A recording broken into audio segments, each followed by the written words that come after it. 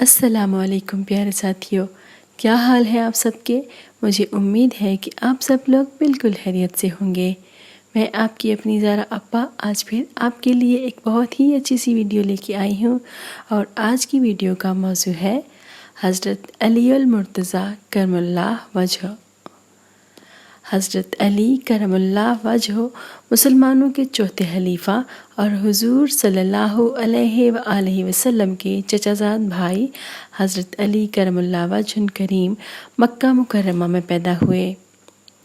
آپ کرم اللہ کا شمار قبول اسلام کرنے والے اولین افراد میں ہوتا ہے۔ قبول اسلام کے وقت آپ کی عمر مبارک 10 برس تھی۔ حضرت علی کرم اللہ وجہ کے والد حضرت ابو طالب اور والدہ حضرت فاطمہ بنت اسد رضی اللہ تعالی عنہا دونوں قریش کے قبیلہ بنی ہاشم سے تعلق رکھتے تھے۔ آپ کرم اللہ وجہ کی کنیت ابو تراب اور ابو الحسن رضی اللہ تعالی عنہ ہے۔ حضرت علی کرم اللہ وجہ نے پیغمبر اسلام صلی اللہ علیہ وآلہ وسلم کی زیر نگرانی پرورش پائی۔ پیارے ساتھیوں، حضور اکرم صلی اللہ علیہ وآلہ وسلم نے اپنی بیٹی حضرت فاطمہ رضی اللہ تعالی عنہا کا نکاح آپ کرم اللہ وجہ سے کر دیا۔ اللہ تعالیٰ نے آپ کرم اللہ وجہ کو 3 بیٹوں حضرت حسن رضی اللہ تعالی عنہ، حضرت حسین رضی اللہ تعالی عنہ اور حضرت محسن رضی اللہ تعالی عنہ جو 55 میں ہی وفات پا گئے تھے، اور 2 بیٹیوں حضرت زینب رضی اللہ تعالی عنہا اور حضرت ام کلثوم رضی اللہ تعالی عنہا سے نوازا تھا۔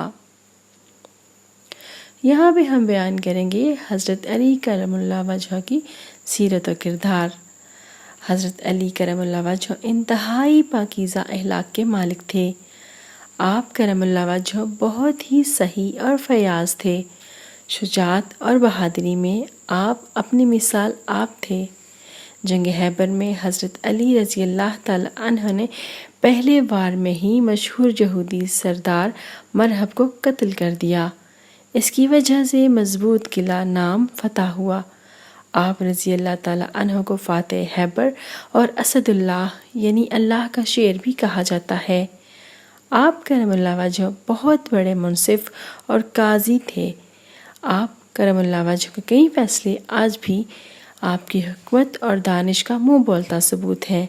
کئی غیر مسلموں نے آپ کے دانش مندانہ فیصلے دیکھ کر اسلام قبول کر لیا۔ پیارے ساتھیوں، حضرت علی رضی اللہ تعالی عنہ کا علمی مرتبہ بہت ہی بلند تھا۔ آپ کرم اللہ وجہ کاتب وحی اور حافظ قرآن بھی تھے۔ آپ قرآن مجید کی ہر آیت کی شان نزول جانتے تھے۔ معاہدہ صلح حدیبیہ بھی آپ نے ہی تحریر فرمایا۔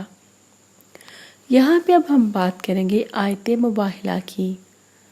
آیت مباہلہ کا ذکر سورہ آل عمران میں کیا گیا ہے۔ مباہلہ کا واقعہ 9 ہجری میں پیش آیا، جب نجران سے ایک مسیحی وفد مدینہ منورہ آیا۔ حضور اکرم صلی اللہ علیہ وآلہ وسلم نے انہیں دعوت اسلام دی، مگر وہ بحث پر اتر آئے۔ اس پر اللہ تعالیٰ نے وحی نازل کی اور حضور صلی اللہ علیہ وآلہ وسلم نے انہیں مباہلہ کی دعوت دے دی۔ قرآن مجید میں اس کا ذکر آیت مباہلہ میں کیا گیا ہے۔ فَقُلْ تَعَالُوا نَدْعُ أَبْنَاءَنَا وَأَبْنَاءَكُمْ وَنِسَاءَنَا وَنِسَاءَكُمْ وَأَنفُسَنَا وَأَنفُسَكُمْ ثُمَّ نَبْتَهِلْ فَنَجْعَلْ لَعْنَتَ اللَّهِ عَلَى الْكَاذِبِينَ۔ ترجمہ: تو ان سے کہنا کہ آؤ ہم اپنے بیٹوں اور بیٹیوں کو بلائیں، تم اپنے بیٹوں اور بیٹیوں کو بلاؤ، اور ہم خود بھی آئیں اور تم خود بھی آؤ، پھر دونوں فریق اللہ سے دعا اور التجا کریں، اس طرح جھوٹوں پر اللہ کی لعنت بھیجیں۔ پیارے ساتھیوں، حضور اکرم صلی اللہ علیہ وآلہ وسلم اگلی صبح مباہلہ کے لیے اپنے اہل بیت رضی اللہ تعالی عنہم کو لے کر میدان میں پہنچ گئے۔ میدان میں پہنچنے والوں میں حضرت علی کرم اللہ وجہ بھی شامل تھے۔ مسیحی وفد موقع پر پہنچنے کی جرت نہ کر سکا، بلکہ صلح کی درخواست کی، جسے حضور صلی اللہ علیہ وآلہ وسلم نے قبول فرما لیا۔ حضرت علی کرم اللہ وجہہ کے بارے میں حضور اکرم صلی اللہ علیہ وآلہ وسلم کے ارشادات ملاحظہ کریں۔ حضرت علی رضی اللہ تعالیٰ عنہ مجھ سے ہیں اور میں علی رضی اللہ تعالیٰ عنہ سے ہوں۔ سب سے بہتر فیصلہ کرنے والے حضرت علی رضی اللہ تعالیٰ عنہ ہیں۔ اے علی رضی اللہ تعالیٰ عنہ، تمہاری میرے ساتھ نسبت ایسی ہے جیسی حضرت موسیٰ علیہ السلام کے ساتھ حضرت ہارون علیہ السلام کی تھی۔ مواہات مدینہ کے موقع پر حضور صلی اللہ علیہ وآلہ وسلم نے حضرت علی کرم اللہ وجہہ کو دنیا اور آخرت میں اپنا بھائی قرار دیا۔ پیارے ساتھیوں، حضرت علی کرم اللہ وجہہ کی مشہور تلوار کا نام ذوالفقار تھا۔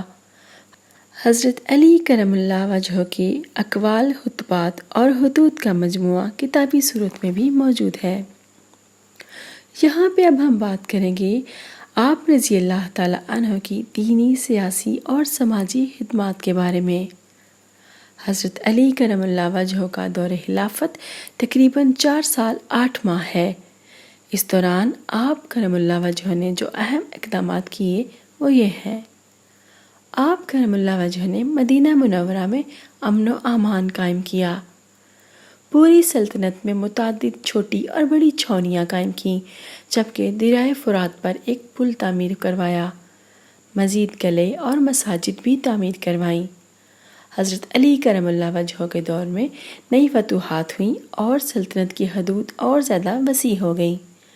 حضرت علی رضی اللہ تعالیٰ عنہ نے بیت المال کے نظام کو زیادہ محفوظ اور زیادہ مؤثر بنایا۔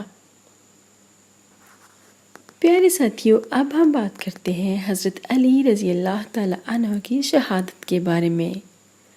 19 رمضان المبارک سن 40 ہجری کو آپ کرم اللہ وجہہ مسجد کوفہ میں نماز فجر ادا کر رہے تھے کہ ابن ملجم نامی ایک خارجی نے آپ کرم اللہ وجہہ پر تلوار کا وار کر دیا۔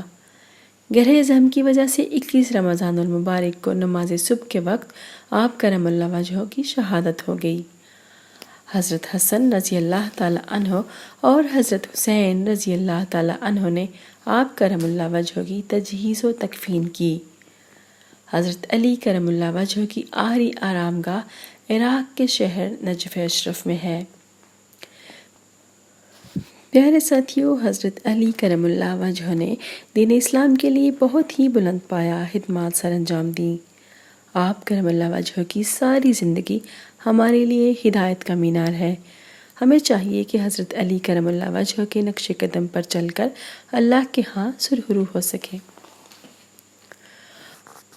آج کے لیے بس اتنا ہی۔ مجھے امید ہے کہ آپ کو یہ ویڈیو بھی بہت پسند آئی ہوگی، تو اسے لائک اور شیئر کر دیجئے، اور اگر آپ میرے چینل پر نئے ہیں تو اسے سبسکرائب کیجئے اور بیل آئیکن کو دبانا نہ بھولیے، تاکہ آپ کو مزید اچھی ویڈیوز بر وقت مل سکیں۔ میرے چینل کو بہتر بنانے کے لیے اگر آپ کے پاس کوئی رائے ہے تو پلیز مجھے کمنٹ باکس میں ضرور بتائیے۔ اجازت دیجیے، پھر ملیں گے انشاءاللہ۔ اللہ حافظ۔